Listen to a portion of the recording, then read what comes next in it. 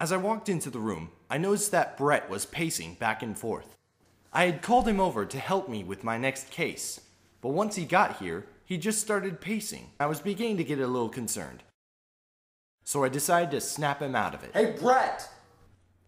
As he called my name, I had a feeling that I had done something wrong, so I looked at him and I asked, "What do you want?" Rather than answering his question, I picked up the package that I had received and brought it over to set on the table before Brett and myself. Brett, when you were a kid, what did you always want to be when you grew up? And then my life flashed before my eyes. I was 7 years old.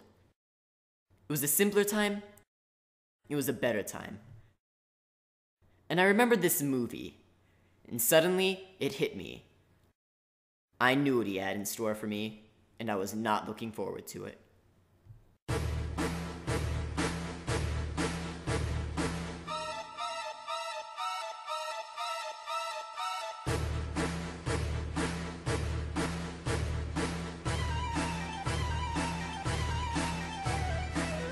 Spy Kids is a movie that was probably greenlighted as a marketing tool. Kids dream at one point or another of being secret agents, but some of them were too young for James Bond to get them fully on board.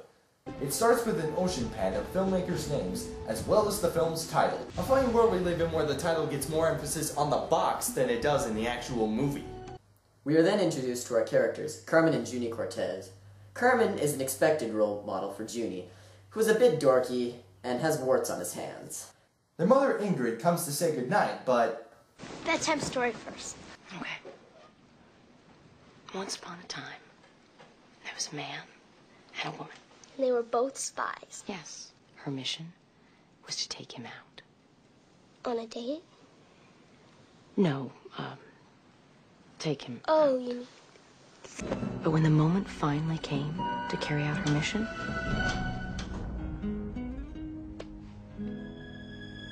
she couldn't do it. He was different than she expected. Sure, he was charming and intelligent. They fell in love, and they decided that together they would embark on the most dangerous mission of all time. What? They decided to marry. Wow. Hey look, skeletons! Till death do they part. And said the two most dangerous, most trusting words you can say to anyone. What? She said, "I do." Oh, that's so cool. Now, then the problem started.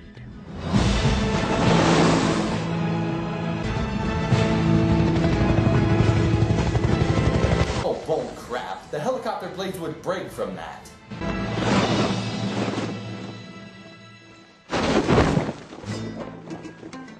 Subtle much?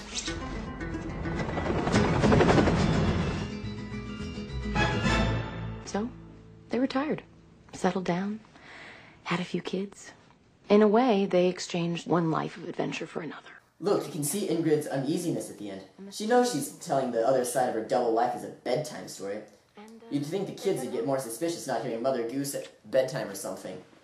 Unless they have something more important to worry about. Great story, Mom, but it needs a new ending. It needs monsters. Like that, apparently. Ingrid meets up in the living room with her husband Gregorio, played by Antonio Banderas, and reveals some stuff about their kids that she learned from their principal. Carmen's been skipping school, and Junie is heavily bullied with no friends. They're keeping secrets from us, Gregorio. And I think it's our fault. They've gotten this from us. You are ex-spies, Ingrid. If you can be masters of disguise against operatives who are trying to kill you, I think you can keep a few lousy secrets from your kids. And if they're really learning secret keeping from you, then you're obviously terrible at hiding the fact that you're keeping a secret. Speaking of secrets, what are you working on over here? Nothing important. I rest my case. On the way to school, we see the kids show that Junie's obsessed with that defines him as a dork. So always remember, whatever you do, believe in yourself. Your dreams will come true. Stop ripping off Disney. Stop it. Gregorio, having learned of Junie's bullies, does try to be supportive for his son. Junie, hey. Anybody gives you a hard time in there, remember, you are a Cortez. What's so special about being a Cortez? Lots of things. Hey, it's the mummy. Nice looking bandages, mummy. Have a good day, son. Show him who's boss. Encouraging a child to bully. Can't people be called on that? Can I help you with something, macho? Oh, you've gone and done it now, man.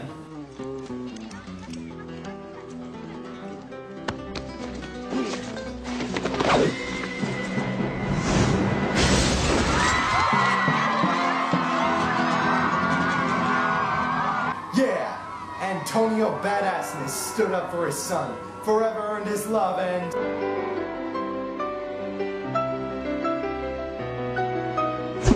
It was just a vision. Come on! Something was actually happening for a change! You think that was a load of crap? Check this out. I even have to share a room with him because he's so afraid of being alone.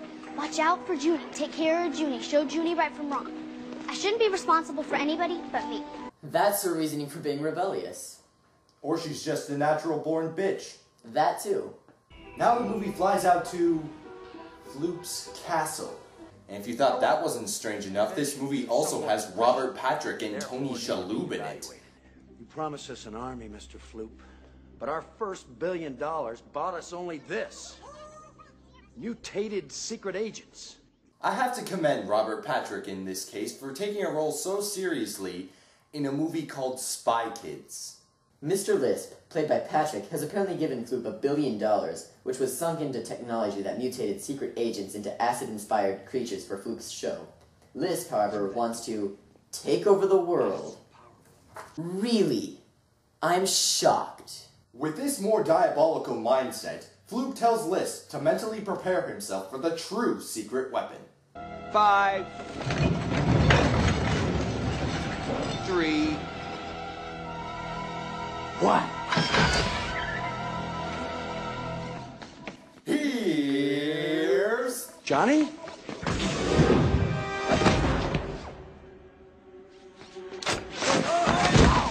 As it turns out, these are robots manufactured to look like children.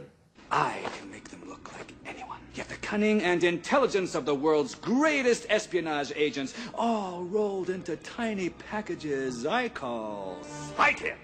These spy kids are unfortunately missing one thing. Their brains. These buckets of bolts will never pass as children! You don't say. If they're taking over the world, why would they need to blend in? They're fighting machines. They don't need to blend in. Just take over. And if they just wanted to build a bunch of fighting machines to take over the world, why did they need to be in the guise of kids? The next morning, Gregorio has decided to take on a mission for the OSS. Several OSS agents are missing, including Donovan. No ransom, no demands. They just disappeared. He expects Ingrid to stay home and look after the kids, but... I want to go on an adventure. I want to save the world. Thankfully, Gregorio's in his right mind and tells her no. You're gonna turn me down? Eh? Spy. What is she doing? Ingrid. Oh, come on. Don't tell me you don't know what that hand is up to. Brett, could you please allow this children's movie to keep its innocence for just a moment longer? They instead enlist the help of Uncle Felix to take care of the kids while Antonio Banderas inspects the glory of his mustache he grew in 5 minutes flat. Do I know you?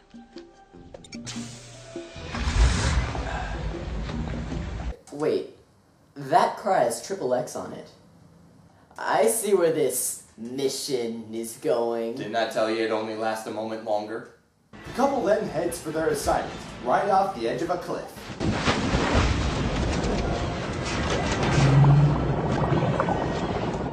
Yes, that car can actually change into a submarine, which is actually kind of cool. Ingrid is now having second thoughts, as well she should be. Oh, our first time out in nearly a decade, and all we can do is think about the children. So she does have a good motherly side after all. Well, good for her that she's thinking, now that she's out in the middle of the ocean. Their transmission picks up a TV signal from Floop's Fooglies calling them out. And you, Gregorio and Ingrid Cortez. I believe you have something that I want. Subsequently, they are chased down.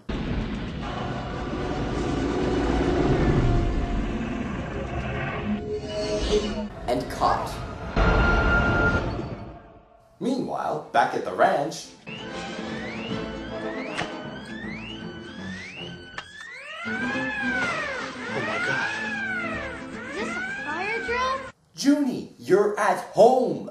There's a lot for you to know and very little time to explain. Uncle Felix!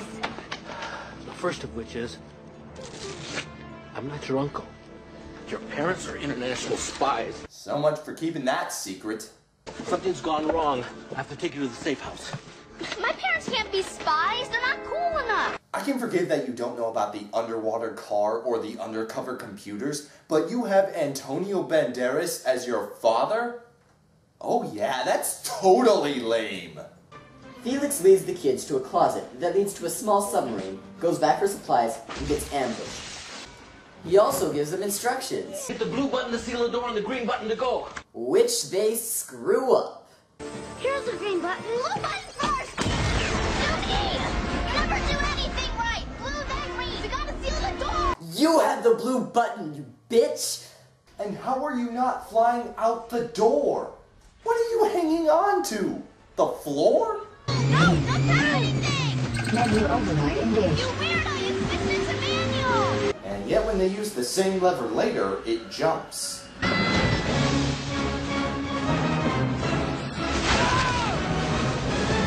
Junie? Junie?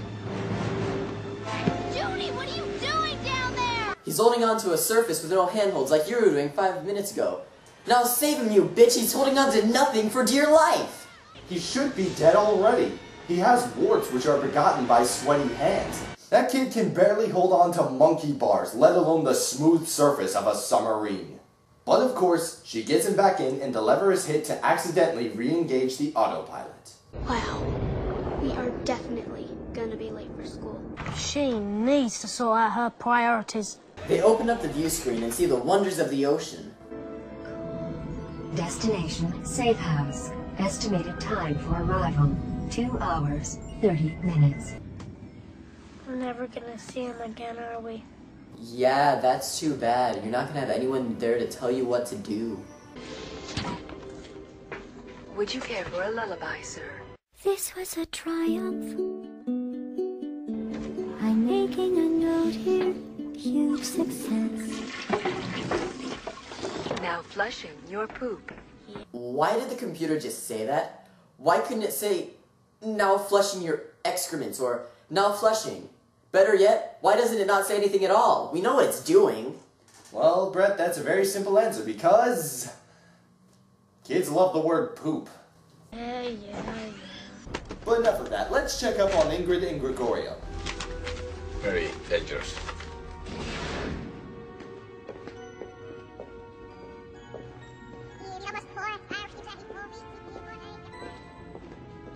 Characters from Floop's TV show. They're prisoners. Just as I thought, they're in a situation that actually matters. I think. Carmen and Junie reach the safe house, but... Looks more like an outhouse. the password, conveniently enough, is Carmen's full name. Carmen Elizabeth Juanita Ecosta Brava Cortez. The house has all they'll need. Food, shelter, an array of jetpacks, for some reason, and even money. I think we better take all of that. God knows what she'll use that for. Shoe shopping. Junie is still feeling a little bit down, though. We'll see him again. Just like they said. Oh, so this time we're supposed to believe them. Junie seems like really depressed for his age. Can't be more than like 7.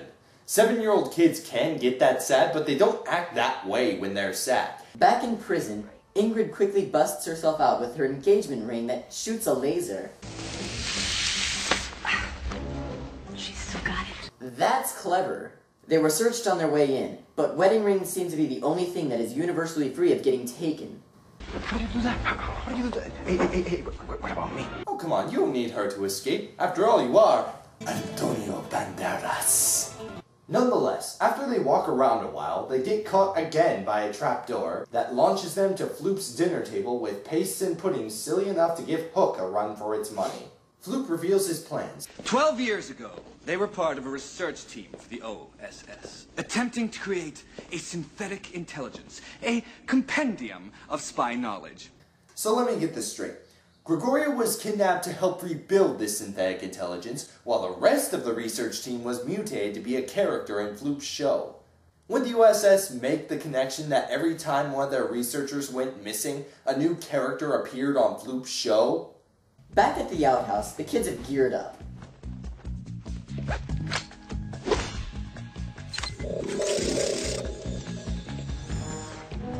Oh, they're spies now. I wish they'd shown us the preparations they'd taken, training and such. There was no training, was there? Carmen and Junie open up a picture book, which reveals the very well-kept secret that the wedding from the story Ingrid told them was, in fact, their parents' own wedding. Also present is a book on how to be a spy. A good spy uses his... Ow! Gosh! You're too close! A good spy uses his head. Got that? It's the first one in the book. After reading 2 quick tips from the book, they decide they're ready to go, even though they're probably not. I think it's up to us. You with me. Okay. There's a knock on the door. Hi, I'm Miss Grudenko. We work for your parents. I have a key. You see? We're all on the same side. And by that, she means she's definitely not a villain. Grudenko tells Carmen and Junie that Floop is an evil freak and asks Carmen and Junie what they know. Felix gave us a message to deliver to the OSS, and, here you are. Here I am. What's the message? The third brain lives. Carmen is given a shiny spy bracelet as a self-esteem boost. Also, this news sparks Grudenko's interest. Search the place. It wasn't at the house, so it must be here. You were at our house? Did I mention that she's not a villain? You don't even know what those things are. I know they're heavy. Brain's the only thing keeping Mom and Dad from being zapped!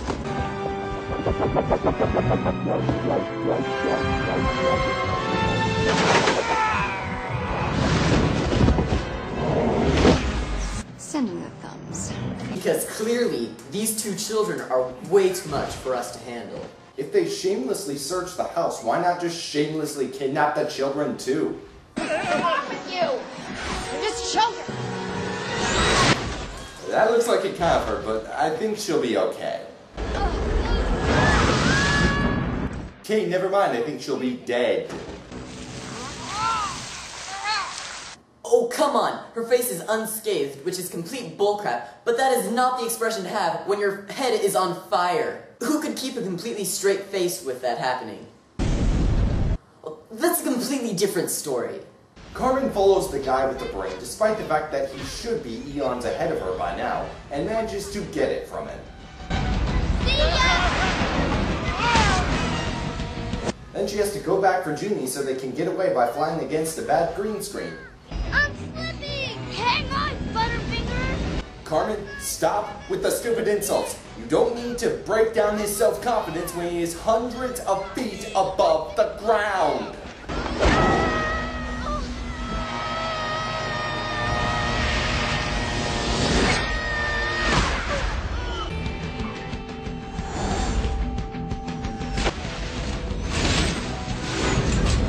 I like how the bystanders, even when they see this crazy stuff going on, just go about their business like it's part of their daily lives.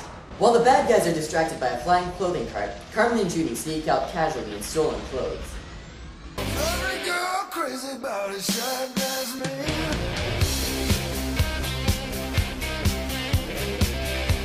Now that they've lost the ones trailing them, and have apparently adopted new parents, it's time for them to find a way to stop Floop. It's a cruel, cruel world, all you little boys and girls, and some mean, nasty people want to have you for their supper.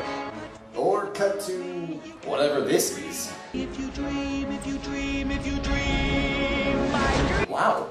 Is it just me or is Floop kind of channeling Nightmare Before Christmas here? In fact, who wrote this song?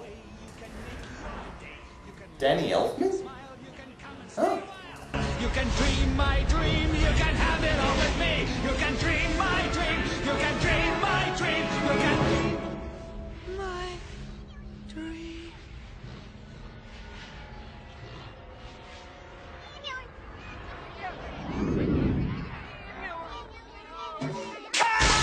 Flute is starved for inspiration to take his show to #1 because apparently Danny Elfman songs can't quite do that. But Minion gets him back on track by letting him know about the third brain and sending 2 spy kids designed after Carmen and Junie after them. That is brilliant, Minion. Thank you. Carmen and Junie are chilling on a playground trying to locate their parents with one of the gadgets. Machete products.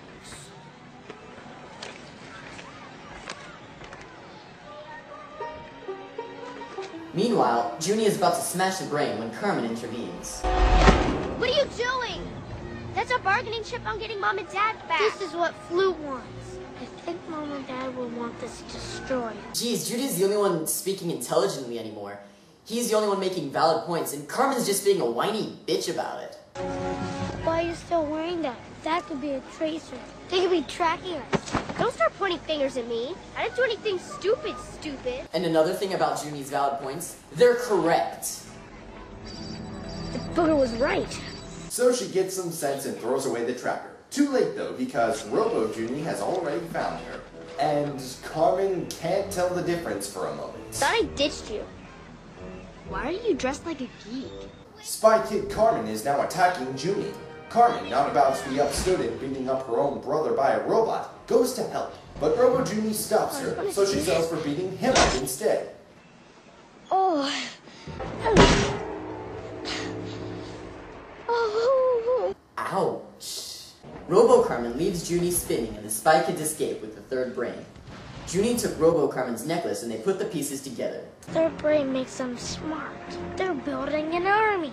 Ingrid and Gregorio are imprisoned again, this time with chains. Gregorio tells her about the third brain, an artificial intelligence as smart as a spy, developed by the OSS. The director realized it was too dangerous if the Rome forces found the technology. We were ordered to destroy it. Why keep that a secret from me? To protect us from something you destroyed? Or something you didn't?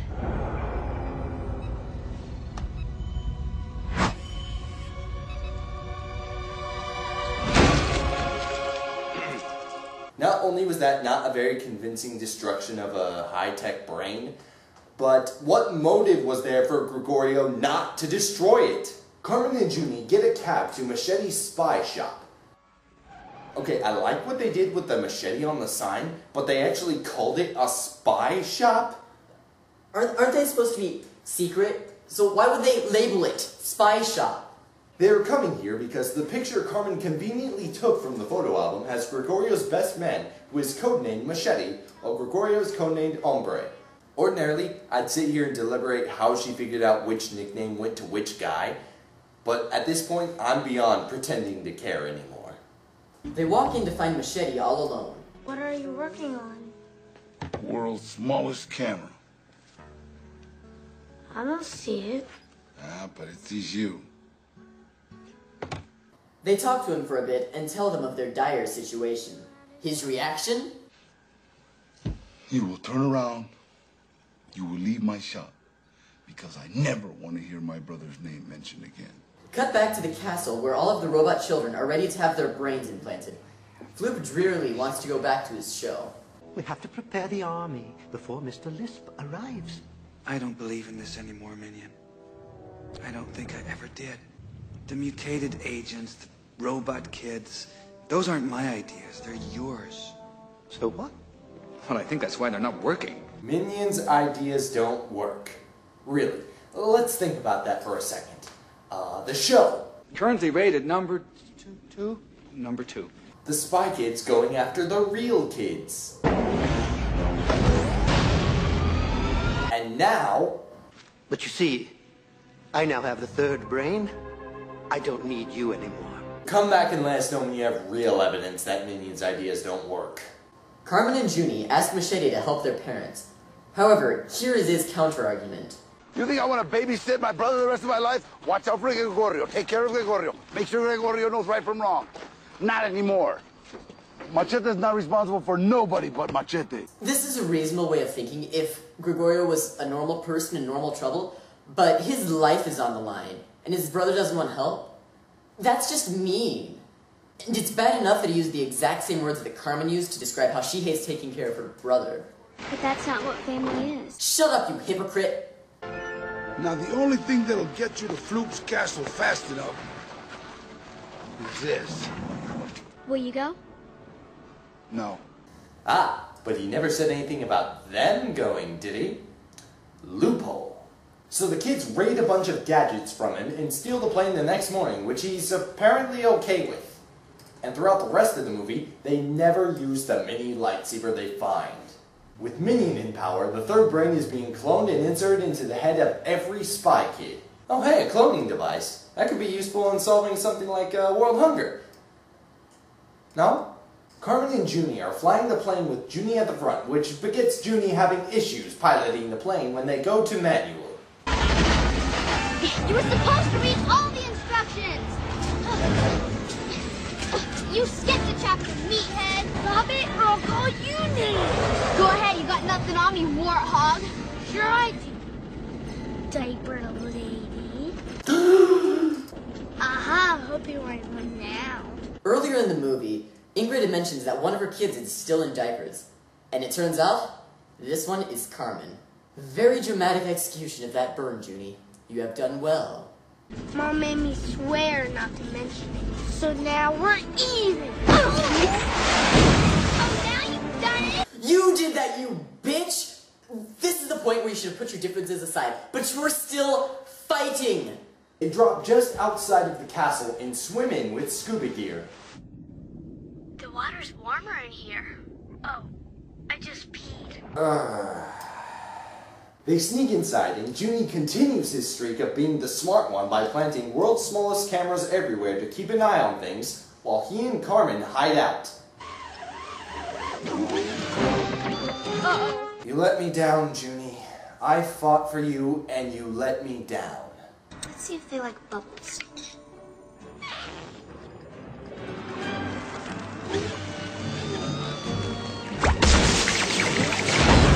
Machete, one of the finest spy gadget creators ever, took the time to make this.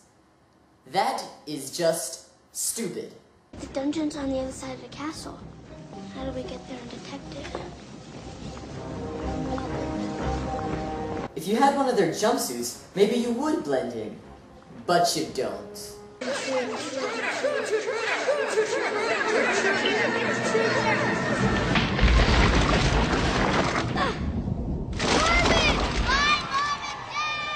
Gregorio and Ingrid are once again captured somewhere, and Minion's backstory is briefly revealed.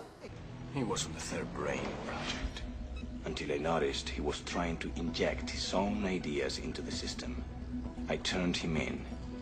He was thrown out of the OSS. And now he wants to turn Gregorio into Junie's self-drawn Fugly. Why? You see, Mrs. Cortez, I have always been methodical, goal-oriented, psychotically so. So I think it's refreshing to every once in a while have some fun. That's, I guess, not one of the most terrible motivations. Being a regular villain with regular goals can probably get boring on some levels, so I guess once in a while it does make sense to do something just because I'm evil, damn it! While Carmen is in Thumb Central, Junie gets temporarily trapped in the virtual room with Floop for some heartfelt moments. But we'll get to that later. Minion greets Miss Gridenko. Welcome back, Miss Gridenko. Ah, good God, what the hell is that? Oh my God, take it off, take it off! Brett, put these on. They prevent you from being visually disturbed. It's good to be back, Alex.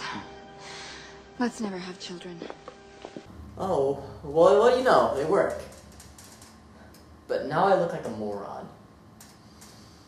I think I'm just gonna take these off for now. Oh my God! So Junie is talking to Floop, who is in heavy regret over the things he has done. So what would you do if you could shut this thing off and get out of here? I'd stop Minion. I'd stop the robot army and hope that the world would forgive me. So together they resolve that Minion must be stopped. But how are they going to get out of the virtual room? Electric gum.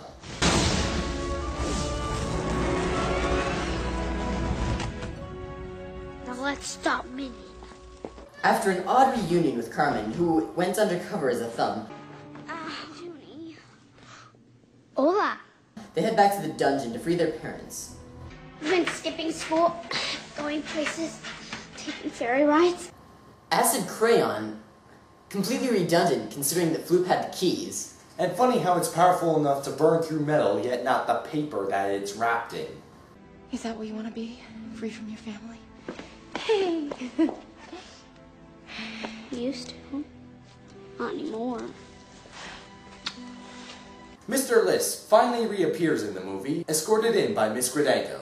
Minion announces the completion of the army to List, only to hear this. Minion, this is Floop. Please report to the robotics lab at once. We have huge, major, big-time problems with the robots. I thought you said Floop wasn't here. He's not. You know a movie is truly ridiculous when it's calling its own bluffs. Minion goes to investigate and sees Junie. Idiotically, he thinks it's Robot Junie. What do you think you're doing? You're supposed to be in line with the others. You're supposed to be in line with the others. This Junie isn't in a jumpsuit, you moron! The rest of the family rises up from hiding beneath the floor, I think. And the parents tie Minion up. I am going to show you what happens when you cross the line and involve family. Gregorio molds a revenge sculpture for Minion and puts the trigger in Minion's hand with the button held down by him and goes to stop the real problem. Fools.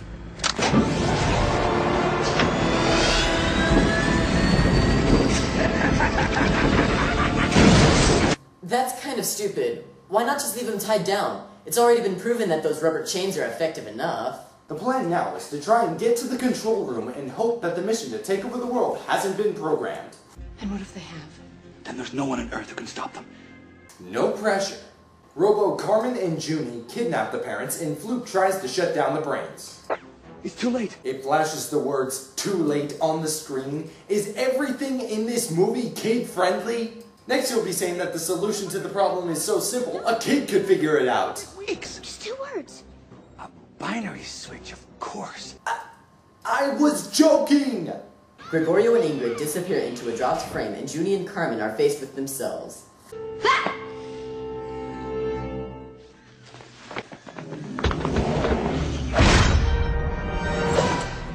Oh shit. Taki mushrooms. And that's the line that made this movie PG.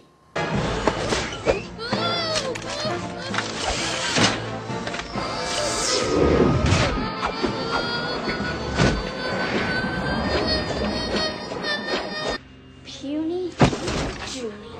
It's all over. Wow. The robot's insults are just as weak as the real Carmen's.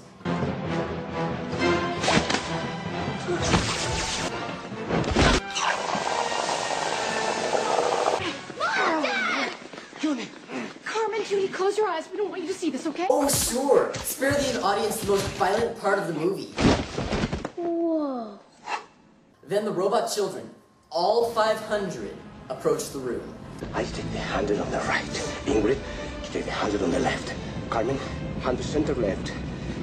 Junie, center right. It'll work. It'll work. Okay, I don't know if Antonio Banderas is high off of how cool he is, but you guys can't even take on 2 robots, let alone 500.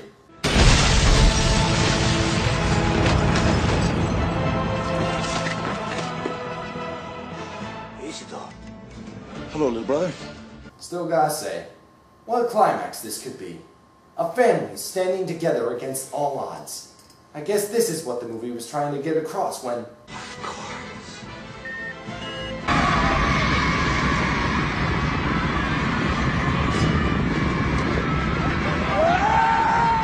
Anything we tell them goes in one ear and out the other. Never mind. Now that she's gone, can I go ahead and take these off? Go ahead. So now we get a heartfelt reunion between Machete and Gregorio. Why did you come back? For the same reason I left. You know what? I don't remember that reason. Neither do I. It's okay, it's okay, it's okay. It's okay. It's okay. So, what did you teach them? It's not what I could teach the children, but what you taught me. You won today, Junie, because you were pure of heart and of mind. Well, duh, Junie was the smart one in the movie. As his reward for being the most competent character, he gets cured of his warts. Now the Spy Kids are gaining media attention for going into dangerous situations and saving people. Are they so good at being good? Then, over breakfast, Devlin, the OSS director, calls the Corteses to send them on a mission. Whether we come out of retirement or not, that's a decision that is up to us. And our kids. Gregorio, Ingrid, I wasn't talking to you. Me? No, this assignment is for Carmen and Junie. They're the ones we need. They're the two most amazing field agents that this organization's ever seen. I've given this movie the benefit of the doubt for being silly, but is the director of the OSS really saying that two kids who have barely had a few days of experience are the best field agents? Even with all that silly crap, this is pushing it. Yeah, I said it. Calling these kids the best field agents is more ridiculous than the weird puddings, the fooglies, the mutating clay, and the public's blatant ignorance to strange happenings around them. Then this movie decides to end itself with a blunt reminder of its family message. From now on, whatever we do together. Spy work? That's easy. Keeping a family together, that's difficult. And that's the mission worth fighting for. Estimated time that goal will last? The beginning of the next movie.